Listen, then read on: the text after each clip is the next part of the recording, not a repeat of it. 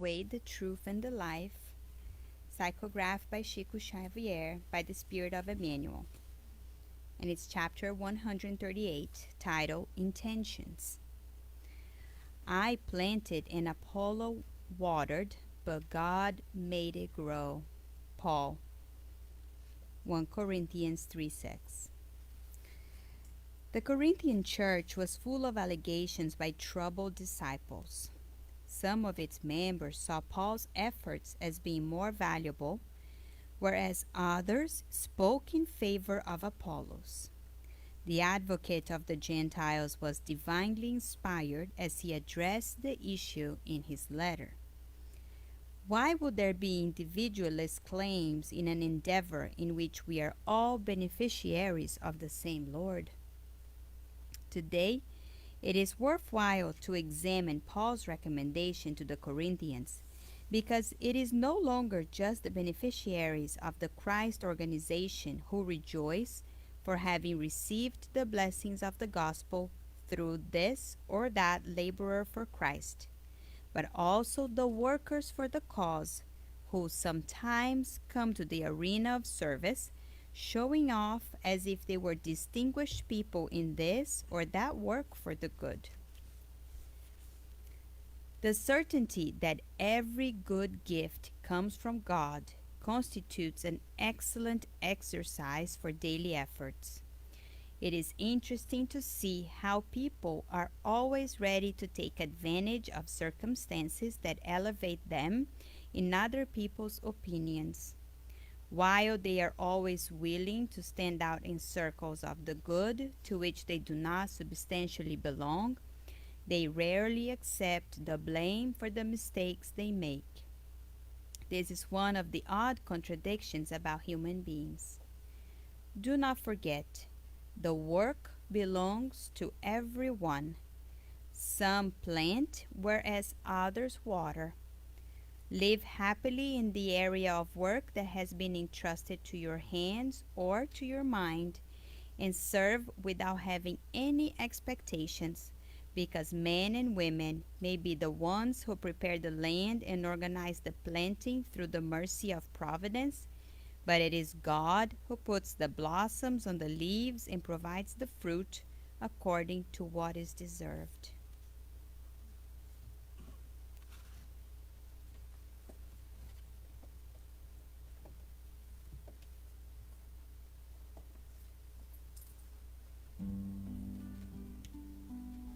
So let us pray together as an exercise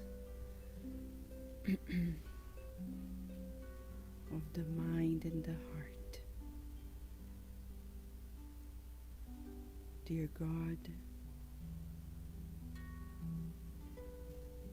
we are learning that you gives us life, counts on us as your co-creators, but you will always be our creator and sustainer.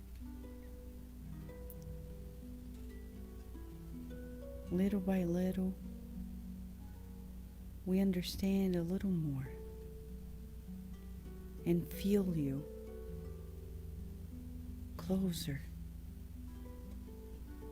Not because you weren't, but because we weren't aware.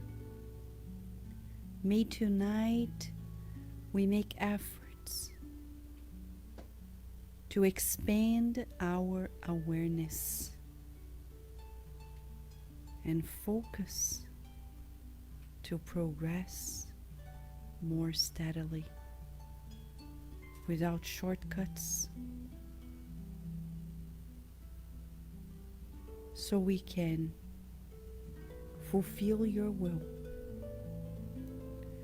May we strive tonight to please you, to adore you in every thought, every feeling, every word, every action. May we make the work of your messengers easy. May they see in us the willingness to learn, to love, and to serve. Certain of your guidance and protection, we're thankful to you for you grant us the permission to begin our services tonight, and so be it.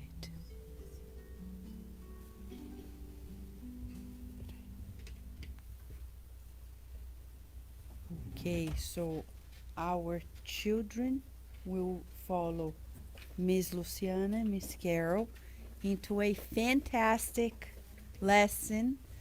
I want to be there to watch it. Enjoy. Can you open the door, Vivi? Thank you, Vivi. Are behind everybody. Yeah. You're so excited to go in class, you see? Yeah. Go in front of us. Enjoy, friends.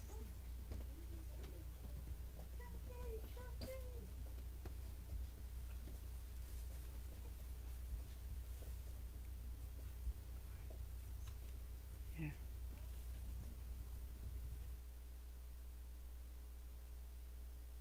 Tonight we'll be learning something that is spectacular.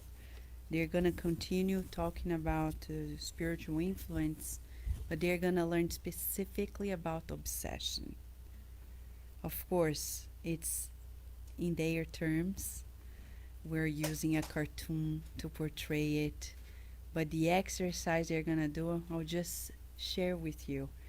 At the end of the activity, they're going to ask to draw their mental field to see if they can grasp what goes on in their minds, feelings, thoughts, so they can recognize how to change things that are making them vulnerable.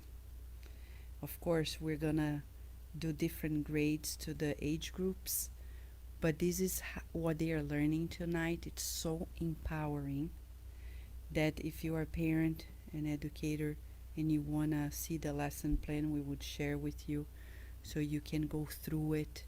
And sometimes for us as parents, so good to know what they are learning so we can encourage it's like continuing education at home, right?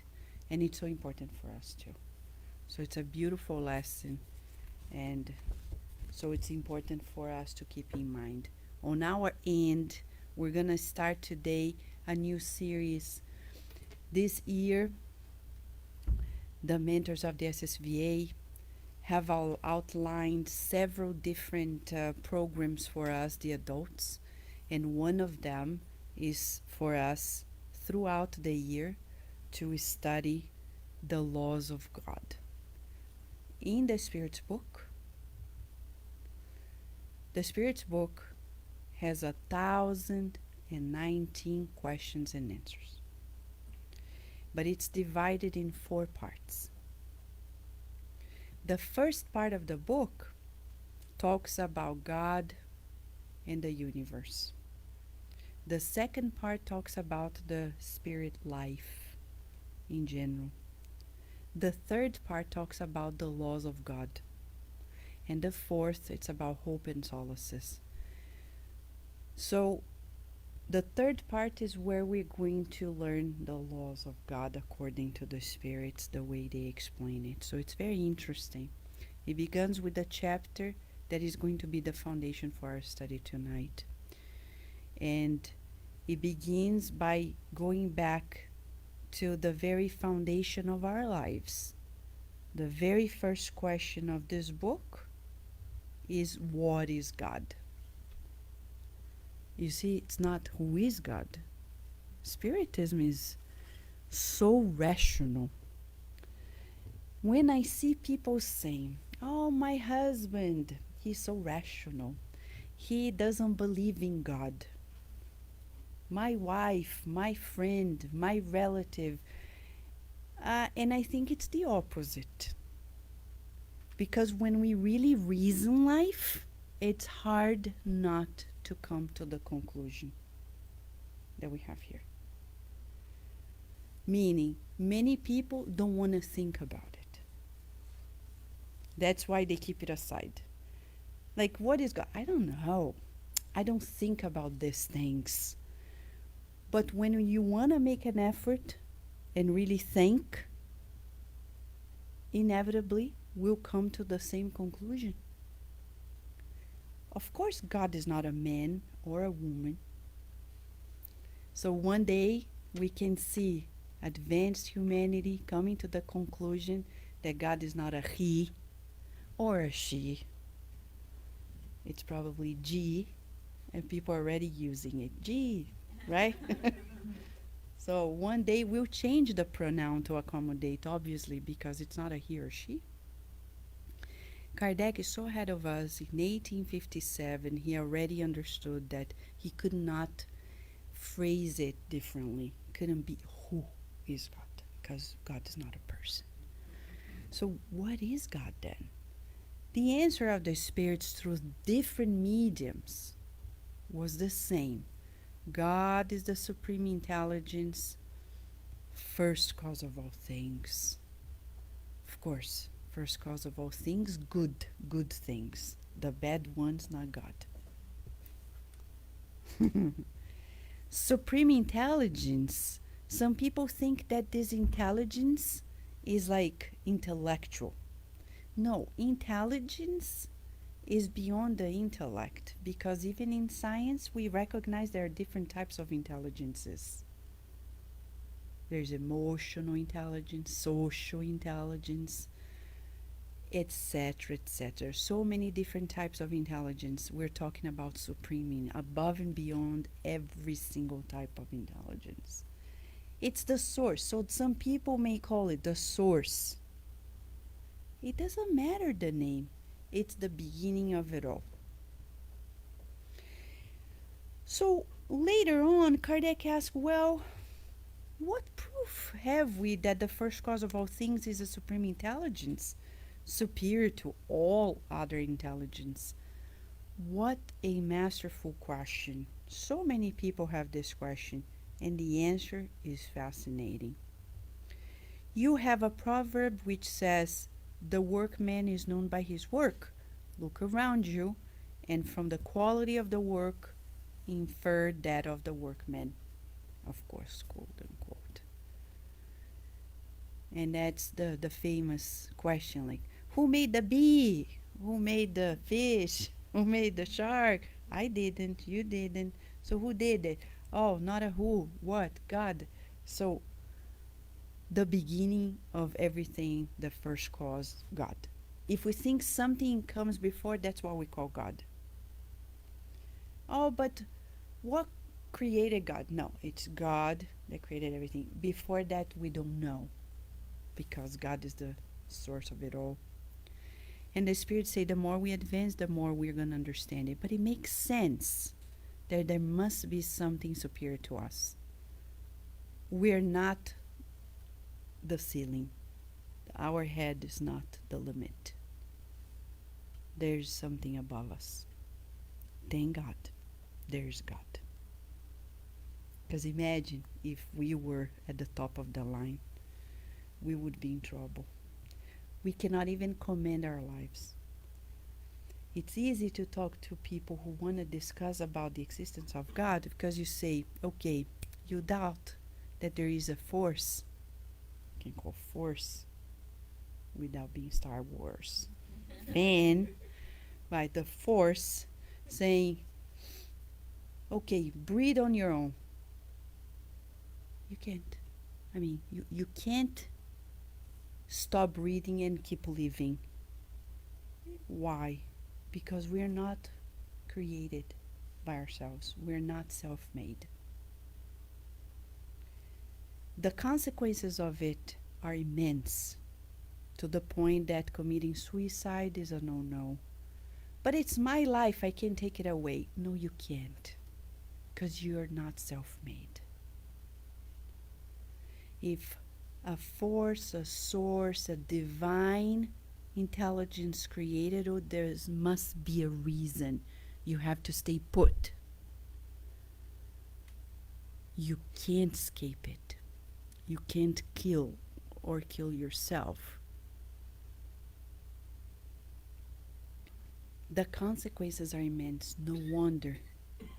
Kardec put question number 1 as the foundation of the Spiritist philosophy. Without that question number 1, we can't unfold the rationale for everything else. So we understand that this God we're talking about has qualities, eternal, meaning there's no beginning, no end. We are not eternal, we are immortal because we have a beginning, but we have no end. God doesn't change. That's great. God is not going to change because we understand that he or she or whatever G exists. God is God. Consistent, immutable, unique. There are no 2 gods, 3 gods, 10,000 gods. When you go to the Bible or even ancient civilizations and you see the understanding that they saw God, we spiritists understand that they saw a illuminated spirit sent by God.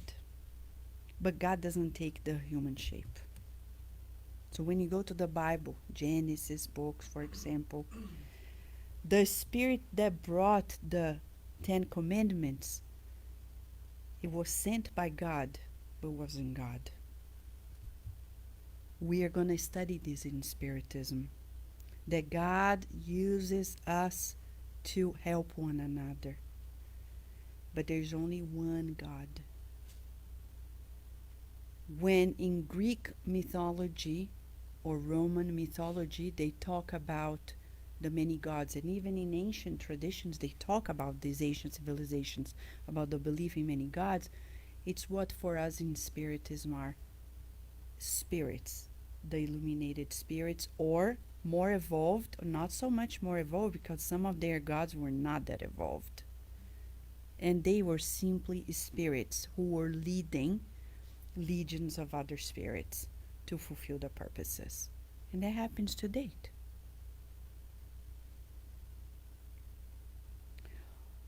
God is all powerful, meaning at any given moment, anybody on earth is subjected to God's power. So that's why some people, they say, oh, I'm so afraid I'm not going to be promoted at work, or I want to find a job and I can't find. Do you think they are going to see me, my potential? Who is the boss? Your boss? Your future boss? God is the boss. If God wants us to end up here or there, we will. It doesn't depend on men simply. Just like the message that Paloma read for us. And I will just quote a little bit. It's from the book The Way, the Truth, and the Light. It's titled Intentions, chapter 138. And he says, do not forget, the work belongs to everyone. Some plant, whereas others water, etc., etc. But it is God who puts the blossoms on the leaves. Who is going to transfer us from here to there? God. The supreme will of God is above ours. In the book Memoirs of a Suicide, yeah, they're watching the cartoon, very exciting one. Right? So, in the book Memoirs of a Suicide, it's interesting because it talks about the valley of suicides. And there is a moment in which the spirits are in the spiritual realm and they talk about a map that the high spirits have in the spiritual realm of the valley of suicides. They know the streets, they have names for the streets. They know precisely who is there, etc., the higher spirits. So people are there suffering, they think, we're abandoned, We're suffering. No, you're not. They are keeping an eye on you. There is no place in this universe that is not mapped out by the divine forces. There is nobody who is suffering and undergoing any type of suffering without being closely watched and cared for by the higher divine purposes or forces. He's all powerful, and there's a moment in which suffering has to end. My friend, today is the day, the end. Enough. You're not going to suffer anymore. It's an educational experience that has an end. And God puts that end. Allows us to go through what we have chosen. Because we attracted, Daisy is gonna help us understand that. How we end up attracting that suffering scenario. But God has the power to say, okay, enough is enough. And He is supremely just and good.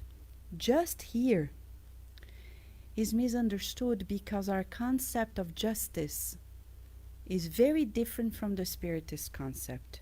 When we study justice in Spiritism, the Spirits explain in the 10th law of this third part of the Spirit's book. When Kardec asked, how do the superior spirits define justice? They say, by respecting people's rights. So God respects our rights. And that's what supremely just means. But means the right of everyone. Meaning, that's a chess game, huh? Only God can do this. It's very complex for us to imagine the math. My right, your right, and I don't know. But God knows. So He respects everyone's rights. And He's supremely good. Which means we only go through what we can handle and what we need. Nothing less, nothing more. We are precisely in the educational program that we need. So by saying so, in all these attributes, it's important for us to revisit one more concept. That God created both spirit and matter. God created the universe with these two elements. Spirit, the intelligence principle. Matter, the material one. So, matter is also a creature of God. What does that mean? Many things. But we want to highlight one main meaning. That conflict that we have regarding matter in the material realm needs to change. Because money is matter. And Emmanuel writes in a book that is named Dinheiro. In English it's translated as money, both available. And it says, Emmanuel says, money is from God. So we can't be in this duality. The material body is not pure and only the spirit is pure. No, the material one is as pure as the spiritual because it's God's made. So there's no conflict anymore. That changes everything. God created matter. God created us, the spirits. So the physical body is as important as us. And for the higher scholars in Spiritism, there's even a discussion when we go through the deeper studies about the fine line between spirit and matter. That's a teaser for the future. Okay? So, for us here, the question is, and I'll pass the word to Daisy. A question that probably we ask. I will just read the question and I'll allow Daisy to lead us into the answers. A question that we ask, and Kardec asked this question, question 963 of the Spirit's book. Does God concern himself personally about each person? Is he not too great and are we not too small for each individual to be of any importance in his sight? There are many people who doubt that God really knows our social security number. Do you think he knows? Do you think he knows or he doesn't know? He knows your blood type? You think he knows or he doesn't know? No! He doesn't know? I don't know. What do you think? Daisy, come here, tell us, please.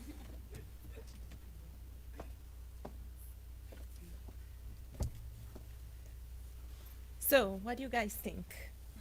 Question, right? We should do a quiz. We love quizzes. Does God really knows our most intimate desire, or every single thought that comes to our minds, or everything that we do, right? We would probably ask ourselves, and it's so beautiful. Kardec, throughout the book, the Spirit's all his books, but the Spirit books, he asked the very questions that we ask ourselves. So let's find out together what does the higher spirits told us. So they say God concerns himself about all the beings he has created. However small they might be, nothing is too minute for his goodness. So yes, God knows. Is like, imagine like he has a little GPS in each and every one of us, but not only in each and every one of us. If we think about the animals, the plants, the minerals, even the tiny little viruses, God, it's a creature of God, and he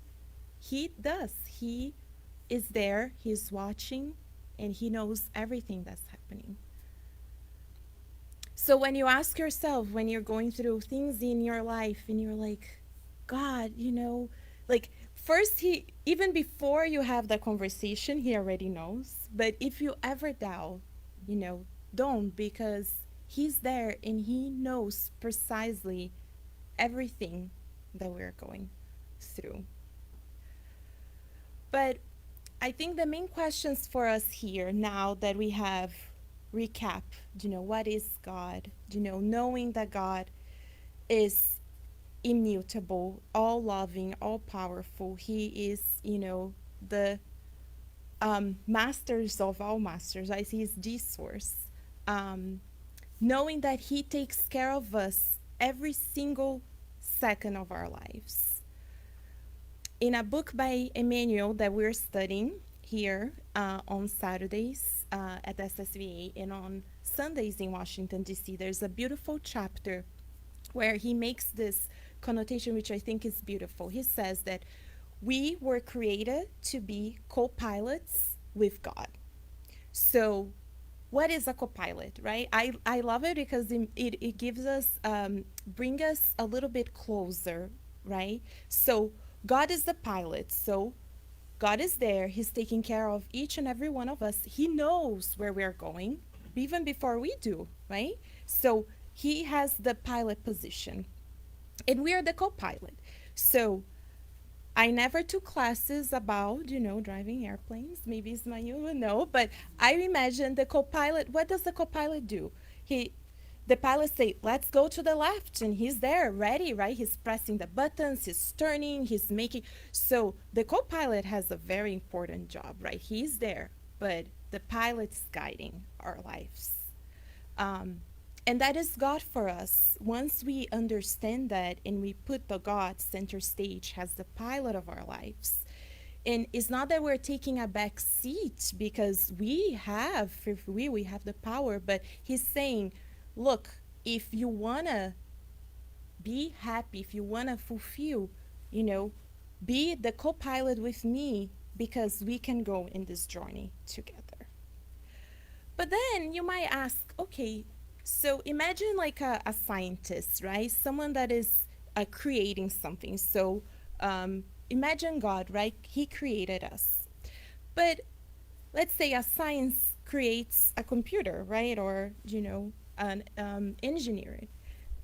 Does it comes with a instruction manual, you guys think?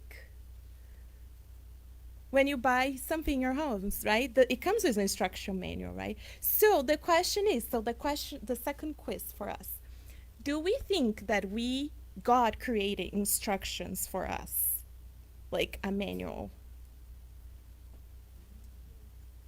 Yes, I heard a yes. Okay. Yeah, right? Because it makes sense, right? If we think about it, you created something, you developed a computer, but why, if he loves us so much, why wouldn't he give us instructions for how to succeed? Because if you think about it, why would God created us just to be there, right? To continues, right, in this life without having a set of guidelines or instructions, right? So, yes, we do. We have what we call the divine and natural laws. So, it's a law, and we're gonna see, we're gonna understand what it is. But imagine it has the guides, the instructions that comes in our life. So let's understand it together. So Kardec asked, what does the term natural law means, right? It's great because he doesn't start asking, what are they, or what do you, like, he goes like, that's the very first question, right? Like the question number 1. What does the term natural law mean? And the high spirits answer, the law of nature is the law of God. It is the only rule that ensures human happiness, since it reveals what you as a human being should and should not do, and since you only suffer when you disobey it. Okay, this is very short, but there's a lot of information here. Okay, so let's break it down together. So first it says, the law of nature is the law of God. Great, right? So the divine law, the natural law, God's law, this is it. This is what God has set for us that we should follow. And he says this is the only rule that is ensure human happiness. So it's not like a compliment, it's the only rule, is the rule. So there is no like, oh, but something else. No, this is it, guys. So, and it's interesting, right? If you think about it, like, he is not trying to trick us, or he makes it clear, and the spirits bring it to us, and they made it clear, is the only rule. So, it doesn't matter what's happening in your life, if you follow or if you study this, there's no way for you to go wrong, because it ensures our happiness. And who doesn't want to be happy, right? Because it reveals what we should or should not do. So if we ever have questions, and I'm sure in so many times in our lives, we come right to that fork in the road, and you're like, but what should I do, right? Should I go right? Should I go left? Should I do this? Should I do that, right? This is it. He tells us what we should and what we should not do. But then he complements in saying, you will only suffer when you disobey it. So it's like when we are driving on the roads, right? I think all of us drove or were in a car to get here, right? There's a law, right? There's regulations of speed limit, right? What you should do and should not do, right? So what happens if you go passing the speed limit? You're going to get a citation, right? You're going to get a fine. So that's the same thing with God's law. It's there. We know it tells us what we should or should not do, like the speed limit in the road, but we will suffer. That would be our ticket. So that is a sign for us when we are suffering, for us to see and understand why. So before we talk a little bit more, it's important for us to understand this natural law and this law, this God's law, would it be different from God in himself, right? And no, it's also eternal and unchangeable. So the good news is that it's unchangeable. So we know it, right? It's not like you're gonna be there and doing the right thing, and then all of a sudden you find out that, oh, this is against the law. No, it doesn't change. So there are no surprises for us, right? We know it's revealed to us, so great. That's great news, right? But there's the flip side too. It's eternal and is unchangeable. So that means that it applies in all aspects of our lives, our past, our present, our future. So we know we committed mistakes, right? We done things in the past. Great, today, hopefully, we can look back and say, yes, I'm a better person today. I don't commit the same mistakes that I did in the past. But that doesn't change the fact that the law still applies. It will applies regardless.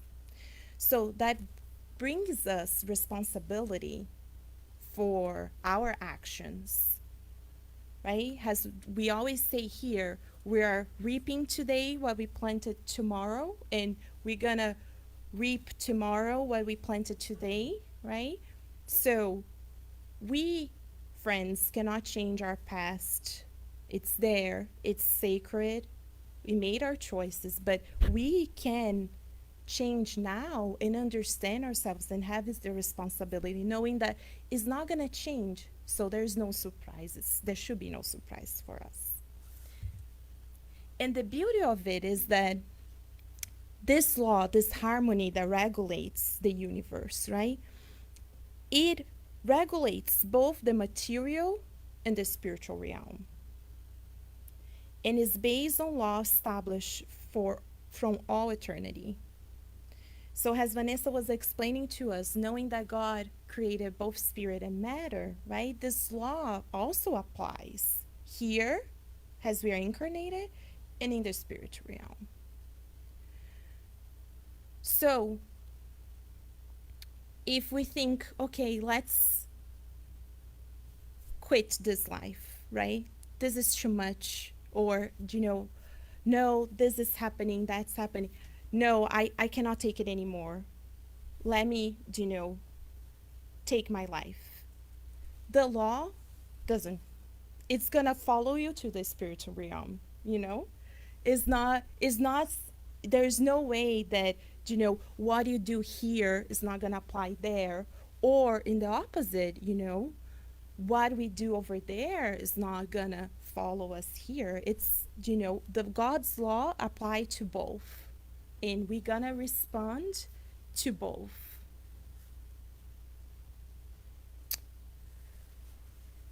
So then we might be asking ourselves, okay, we know this laws, like our manual, right? I think about it as like a manual, right, for our lives.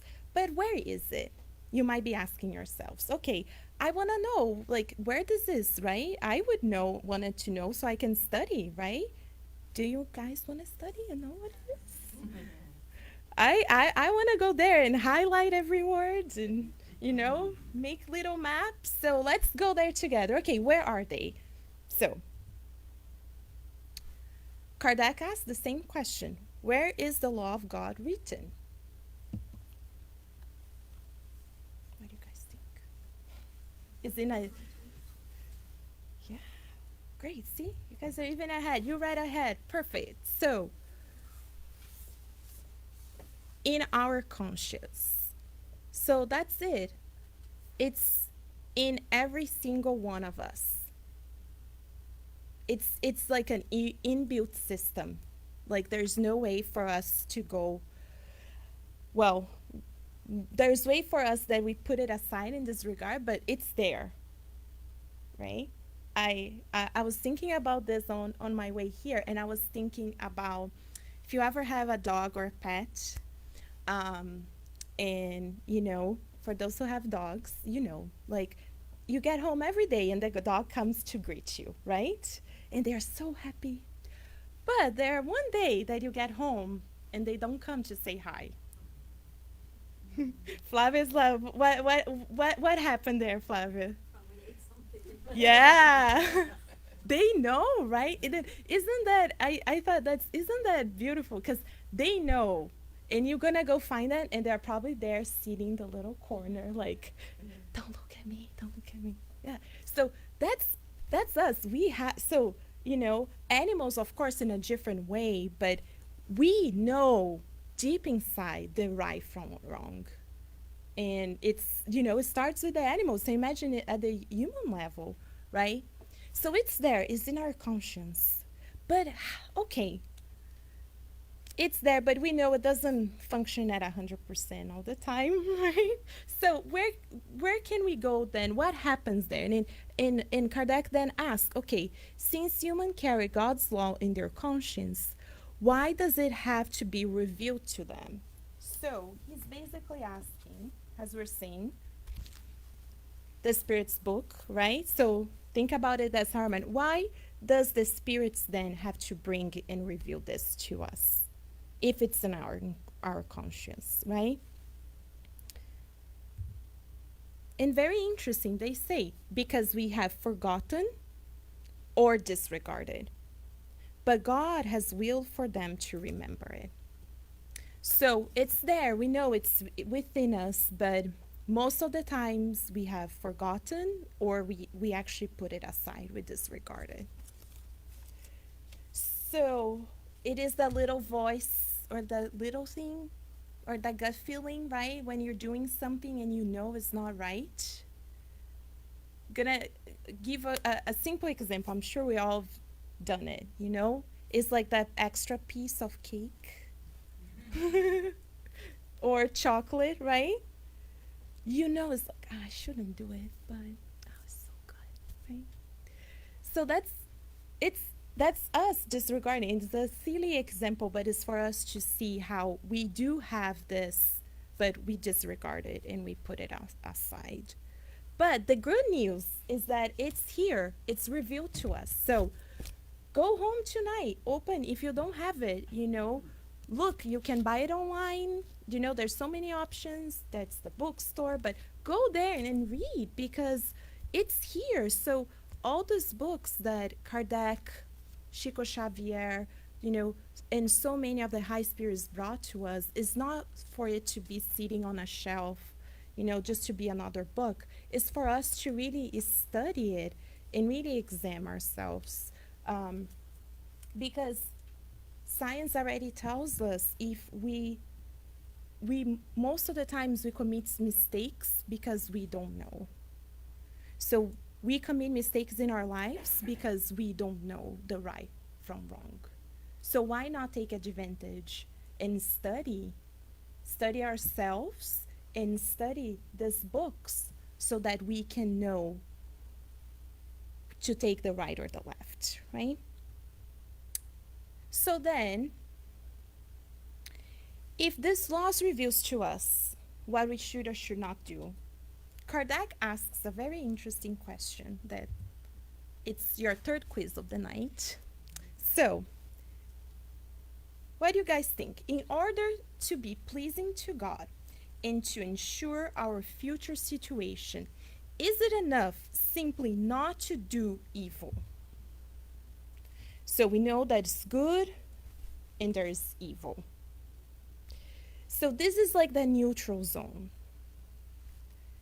It's like that perfect example of the banana, how do you call it? Peel? The banana skin. Skin, yes. It's the perfect example, right? that you are walking on the streets and you see the banana skin on the sidewalk, and then something inside of you tells you, should I pick that up? Would you guys pick it up? That's the quiz. And you don't have to answer for myself, it's just for you. We're here not to judge or not to, but would you pick it up? Or would you think, it's not my sidewalk. I didn't put it there. Why do I have to go and pick it up? But then someone else comes along and they step on it and they fall.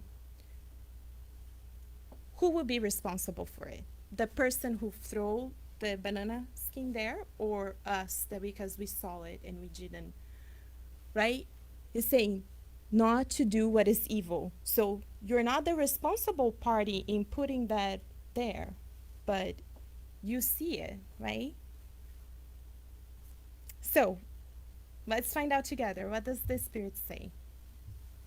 No, so it's simply not enough to do evil.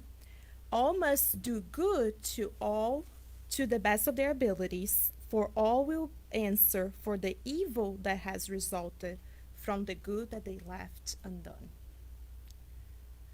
So yes, I know it's a tough one, but it's true. We will be responsible for that person that comes along and steps in the banana skin and trips and fall and hurt themselves, because that was the good that was left undone.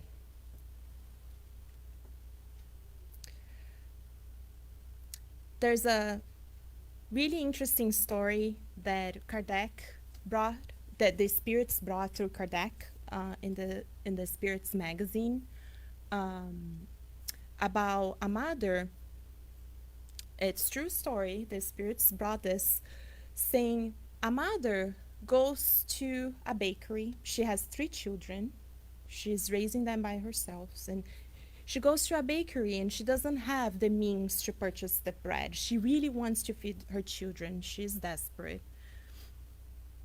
So she goes there and tells the baker, look, can I get the bread and I will bring you the payment later.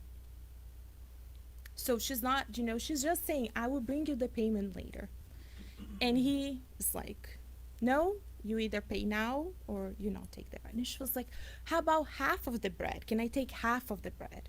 And he's like, no, you have to pay. He's like, what about, a piece? I just want a little piece for my children. Can I take it? I will bring you the payment later. And he says, no, you either pay now or you don't take the bread. And then he goes inside. He goes back inside in the bakery. And she's desperate, right? She's a mother to 3 children at home. So what does she do? She takes the bread, right? Thinking no one was seeing. No one was watching. But someone was watching. They call the police. And the police go to her house. And they found her there with the bread, right? So there's no way to hide it. And she acknowledges, she says, yes, I took the bread, I have to feed my children. And the police was like, well, I'm gonna have to take you in, you're gonna have to come with me. And she was like, okay, let me go inside, I will get change. And then she goes inside, and time passed, and she doesn't come out. So the policeman goes in, and then he find out that she, decided she took her life, and decided, she was too ashamed to take it, to have her children see her mom, going through that experience. And then the spirits ask, well, she comes actually and reveals, to Kardec, she's actually telling her story, and she's very compassionate, and she says, I'm here in the spiritual realm, and they are, taking care of me, they're so loving, and then the mentors explain, well, actually, the baker on this case is the responsible party. And he even says, he tells Kardec, even your society, the way your society is, and he was responsible for her death. So, food for thought for sure, right? For each and for every one of us. Um, maybe I tell you choose another story, and then we'll go to the next slide. But the second story is just to illustrate for us, right? Because this might happen in our own lives, but we might not recognize it. So it's good for us to take these stories and really think about it, because it happens in our own lives. This also was a story in the Spirits magazine by Kardec. It was a young man, he lived with his aunt in a farm, many years ago, as you can imagine. Nowadays, a lot of labor work already, can imagine living on a farm, but at that time, even more, right? Cutting the wood for the firework, right? Getting the food, cleaning the house, so we can imagine. And his aunt loved him very much, like a son. She really took care of him.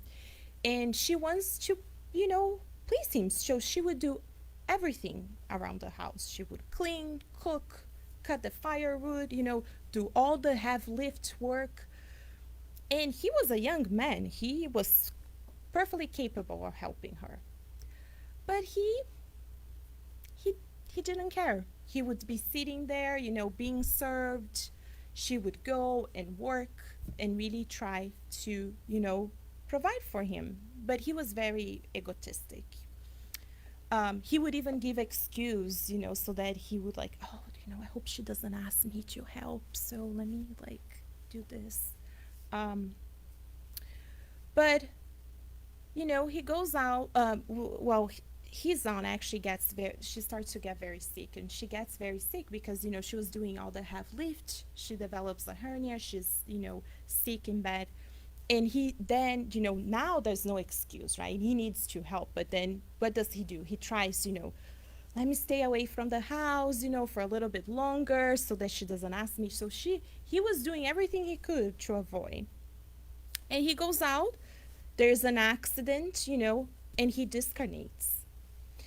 And he's there in the spiritual realm now, watching his aunt in bed, suffering, And at that point, he realizes that she is there because of him, because of his actions, because of his logistics, right? So someone who sees it, was he doing evil? Right? Yes. It's because we know there's no neutral zone, right? It's either the good or evil. So it's a good thermometer for us, right? Anytime throughout our day, what are you doing? Are you doing something constructive, something positive, or something destructive, right? Something evil. It's a good thermometer for us to see, because that's the same thing. There's no neutral zone. And the spirits explain that he now has to go through and watch his aunt there really suffer for him to understand, how his actions really, he was the responsible for her to be in that situation. So, yes, there is no neutral zone, friends. But what happens then in that case, right? What is the consequence of violating God's law? So, as we were saying, we know we go out, we go excess the speed limit, we get a ticket, right? Is there a ticket in the quote-unquote spiritual notation, right? So, cause and effect, right? For every cause, there's an effect, and vice versa. So let's see, what does the Spirit say? God has established the divine laws that regulate all your actions. If you violate them, the fault is yours. So it's not my mom, my dad, my children, my spouse. It's on us. So it brings again the responsibility for each and every one of us, right? There's no way around it. But they say, obviously, when people commit an excess, God does not pronounce a sentence on them saying, for example, you are a glutton and I will punish you, right? So someone who ate too much, right? So excess eating, right, John? That's the word, like in Portuguese, guloso, right? So as I said, God is not gonna put, a sentence. That's why, we think, oh, God is punishing me.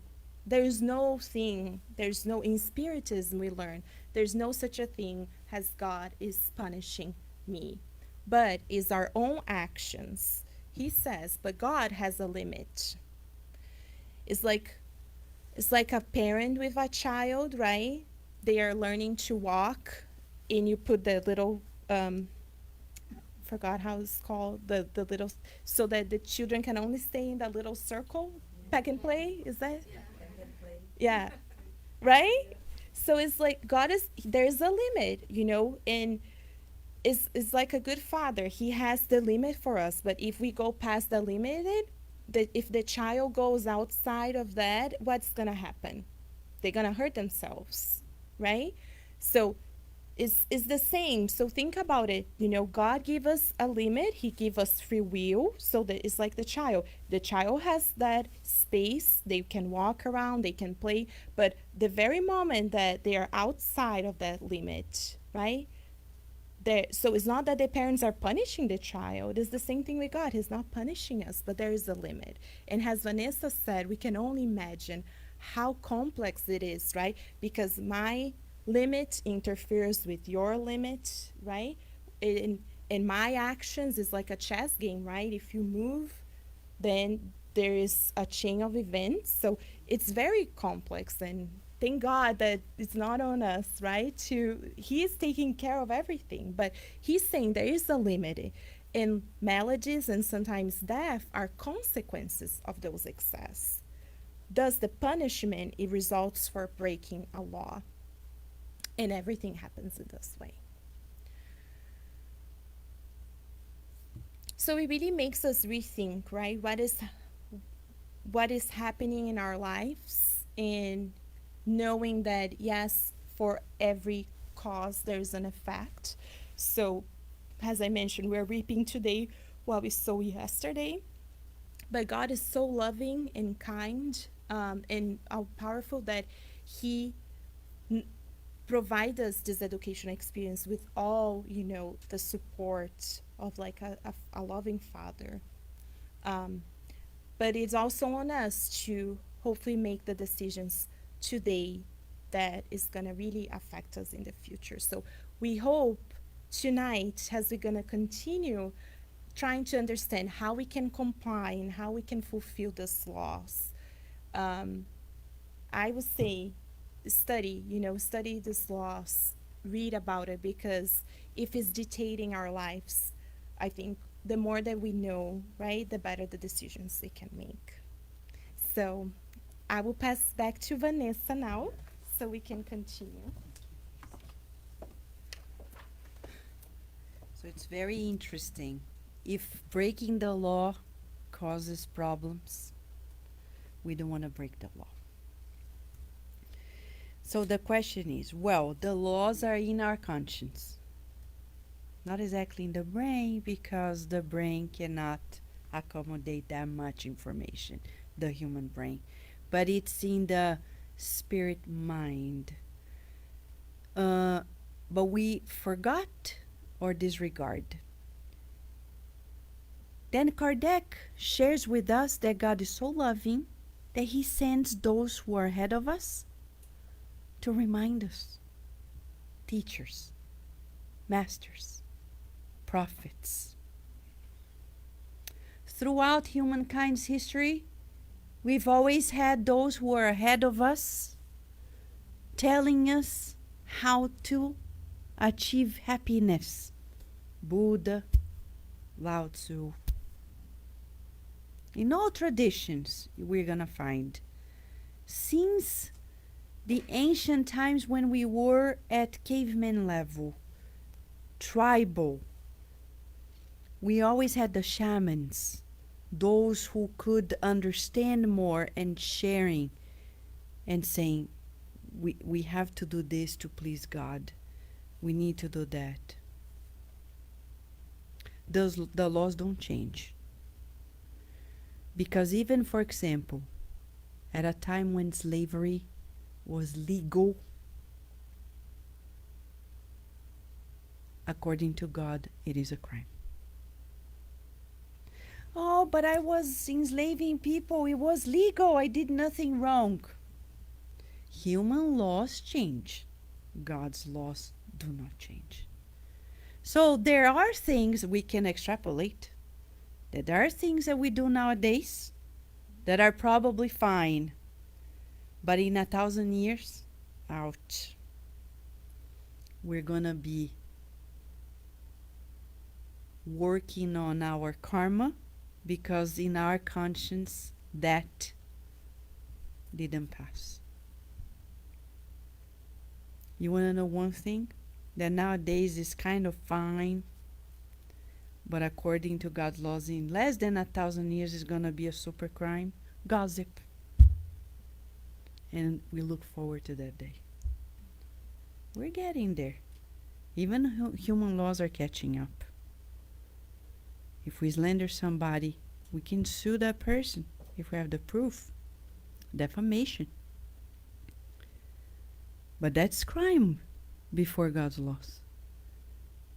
Emmanuel, in the book Ceifa de Luz, Harvest of Light, he has a beautiful chapter that breaks down a new understanding on Moses' commandment, you shall not kill.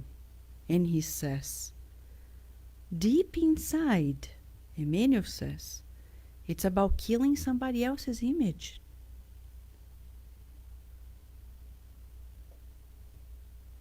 It's a crime.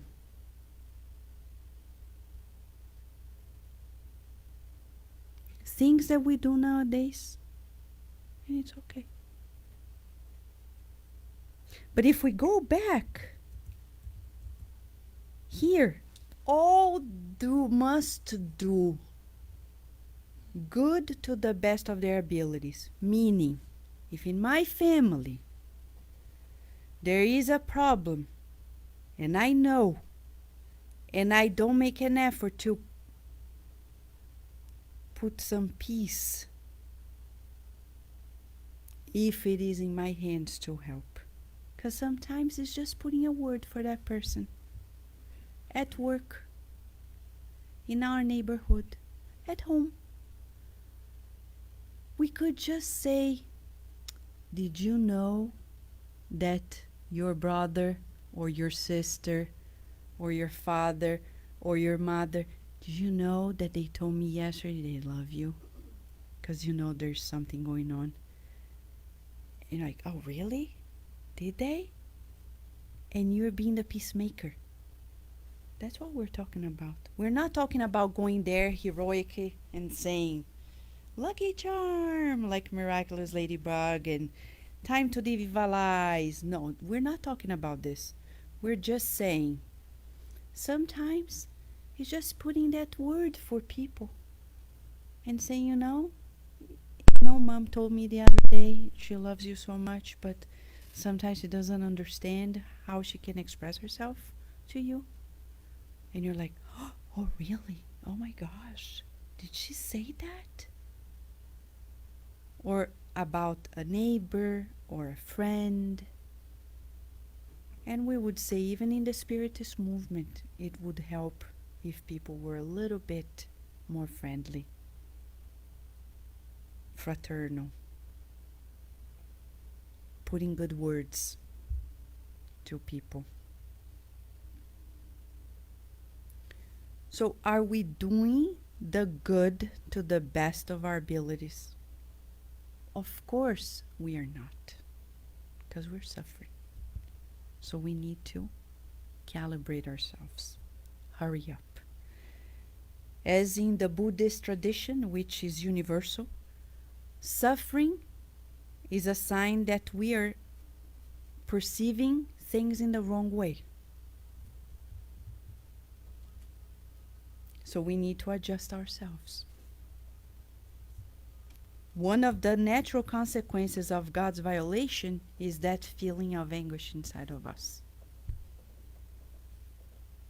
Because even when you are, for example, imagine when you have debt, financial, we're talking about money now.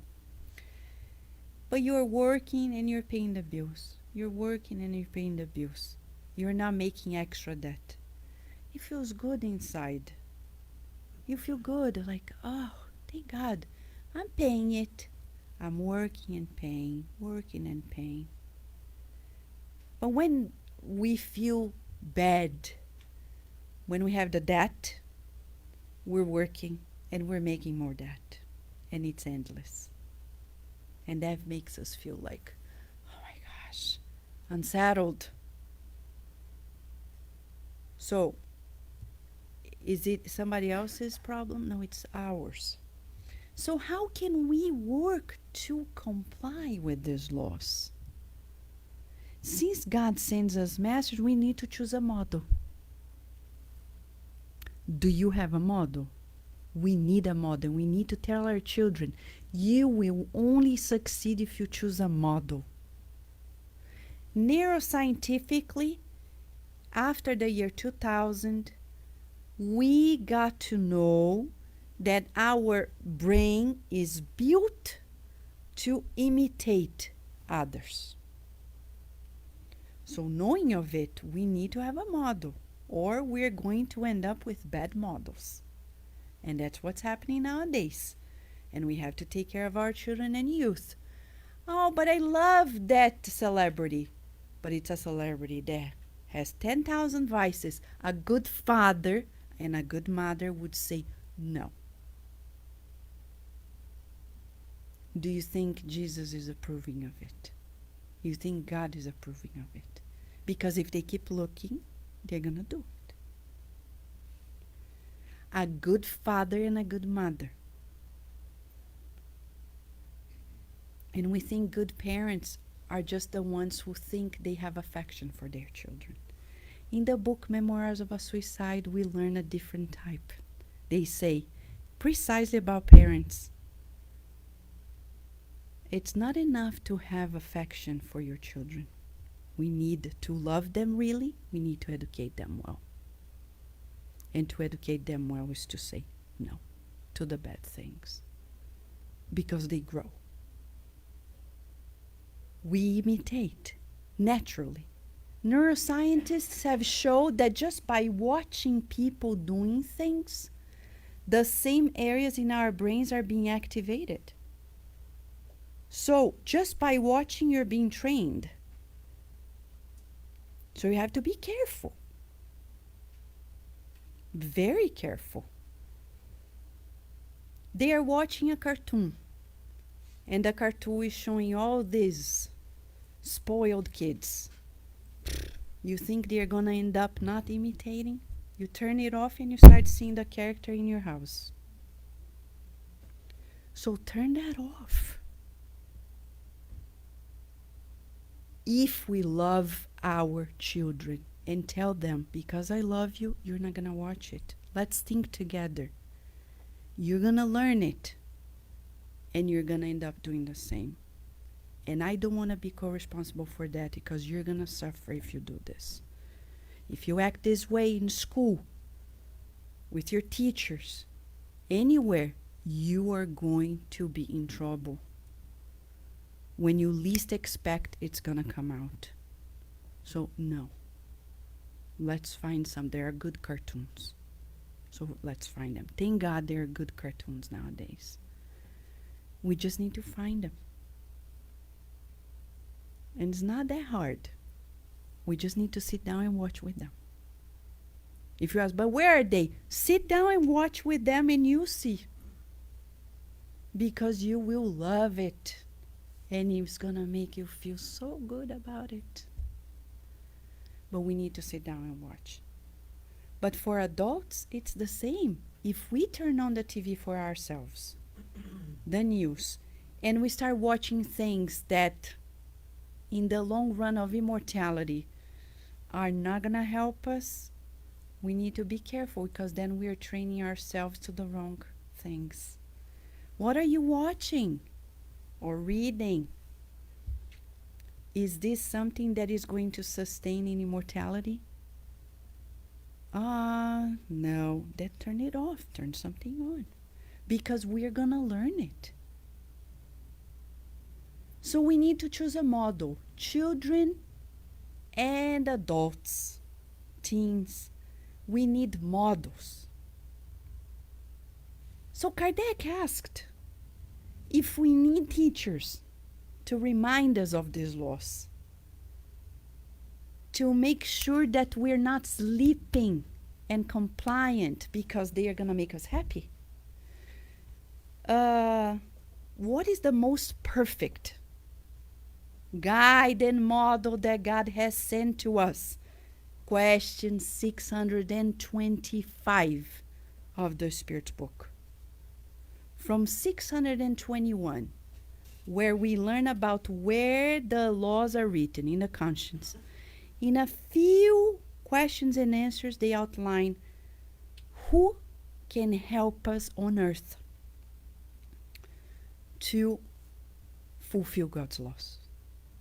So what's the most perfect guide and model that will help us fulfill God's will and comply with the laws?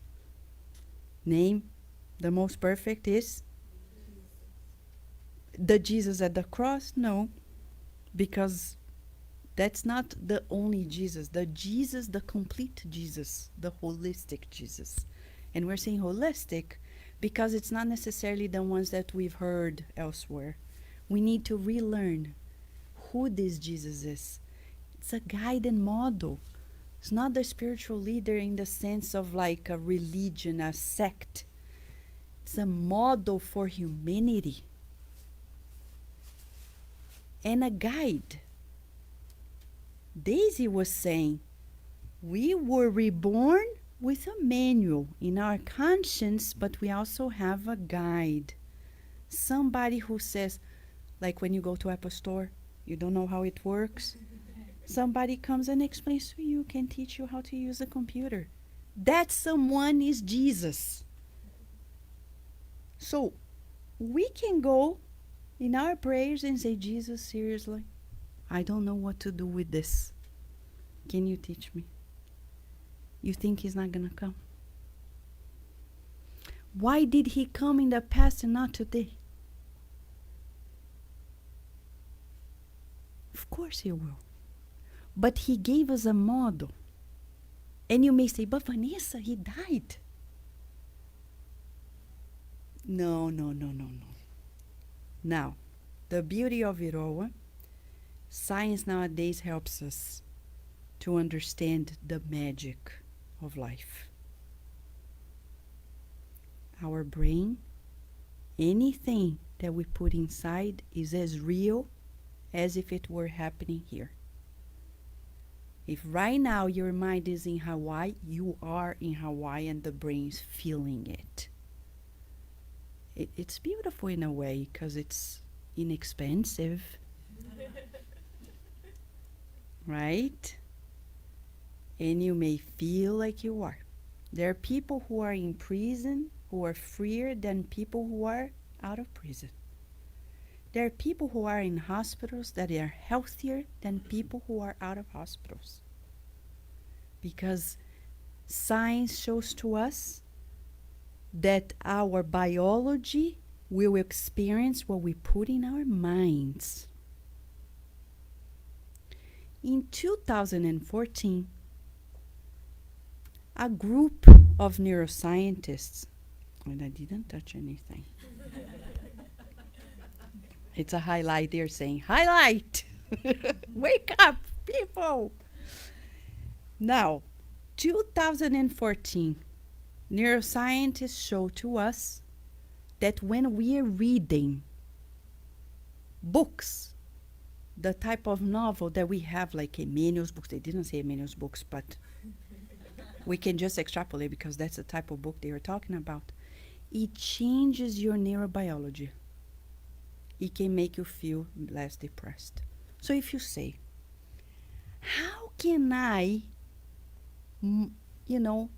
emulate this model and follow this guide? We have to go to his classroom, like the gym. You need to go there and watch the teacher and imitate the moves. You have to. And you say, how? But Jesus said, there will be a time in which I will send you the promised consoler, who will tell you the things that I cannot tell you now, and will stay with you to immortality. What is it? The Spiritist teachings. And I say this in the universal concept, not restricted to the name Spiritism. It's the universality of the Spiritist ideas with different names.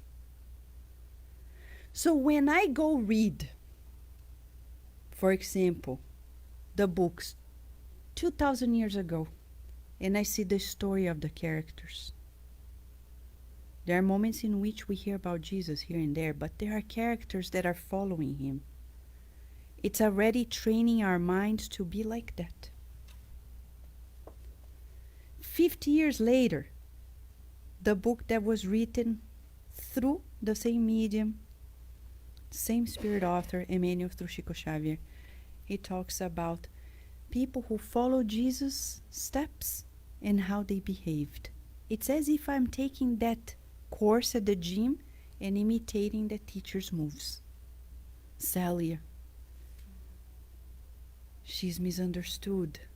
Does she overreact? No. Does she surrender? Yes. Does she go desperate? No. In the extreme times, she has faith. So when I'm reading that, I am putting into my brain, creating new synapses. One day, I'll do the same. I read it once, twice, 3 times, 10 times. And if it's not enough, Chico Xavier was the healing medium through the books. He's helping us heal our souls, be compliant with God's laws, because in all of it, we're going to find Jesus. And of course, one of the masterpieces is the Good News book, where we see the very passages of Jesus and 5 minutes. So we can see how Jesus is behaving, and then we can imitate. And we can try, like in the gym. The teachers, nowadays the teachers are not so fit. That's what I observe sometimes. Frustrating sometimes, because you're like, oh my gosh, how come they do this day and night? But anyhow, Jesus is fit, super fit. If we imitate, we're going to be fit. And if we practice, we may not get it as easily as they do, but if we try it again and again and again and again, one day we will make it. But we need to elect a model. So tonight, we're being invited, all of us, to put God center stage in our lives, to understand that God wants us to be good co-creators. We are being invited to comply with this call to life. We often don't know how. So let's elect a model. If Jesus is enough for you, elect Jesus. Let us take his lessons every day. Go to his classroom. Listen from him daily. Like food, we need to eat daily. Drink water daily. We need his living water daily, not once a week or once a year. But if you want other models, that's okay, because all will lead to God. The most perfect, undoubtedly, is this one on earth. With him, he says, I am What's the name of this title of the book? The Way, the Truth, and the Life. If we go through Him, we're complying with God's laws. And when we comply with God's laws, what happens next? What happens next? Daisy already said it. That's the final quiz. If we comply with God's laws, we will be happy. Okay, if we comply with God's laws, we will be Happy. Who does not want to be happy? Everybody wants to be happy. So the solution is to comply with the laws, and naturally we'll be happy. But God needs to be center stage. With Jesus, He says it's easier. We just need to surrender. Okay, friends? Let us meditate on this. We're going to dim the lights so we prepare for the passes now. For those who have not been here before, you're welcome. The passes is just the energy medicine. You're being called, invited to come to the front row to receive it. Nobody's going to touch you. But this healing light is going to go through you and help you recalibrate yourself.